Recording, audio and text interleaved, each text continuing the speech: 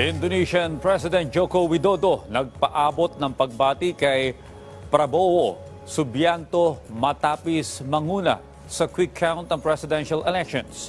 At same-sex marriage, pati ang adoption ng mga same-sex couples ganap ng legal sa bansang Greece. Si Naomi Tiburcio sa sentro ng balita. Nagpaabot na ng pagbati si Indonesian President Joko Widodo sa kanyang defense minister na si Prabowo Subianto matapos manguna sa quick count para sa presidential elections.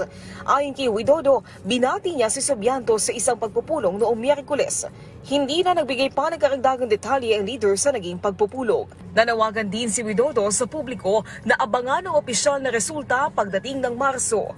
Base sa unofficial quick counts, aabot na sa 56.89% ng mga boto ang nakuha ni Prabowo. Suportado ni Mexican President Andres Manuel Lopez Obrador ang desisyon ng 4 na obispo na makipagnegosasyon sa organized armed group sa rehiyon. Ayon kay Lopez Obrador, naniniwala siya na kailangang mag-ambag ang lahat sa pagkamit ng kapayapaan.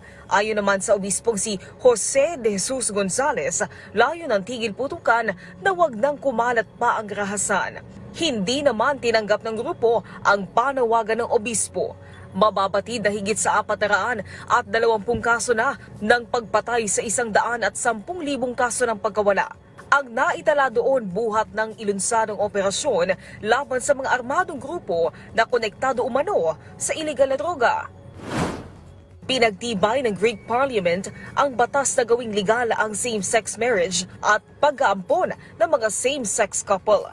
Ayon kay Greek Prime Minister Kyriakos Mitsotakis, naaprubahan ang nasabing panukalang batas na nakakuha ng 176 na boto mula sa 245 na mga miyembro ng parlamento na dumalo kasunod ng 2 araw ng mga debate. Matapos i-anunsyo ang resulta, maraming tao sa harap ng Parliament Building sa Central Athens ang nagwagayway ng rainbow flags.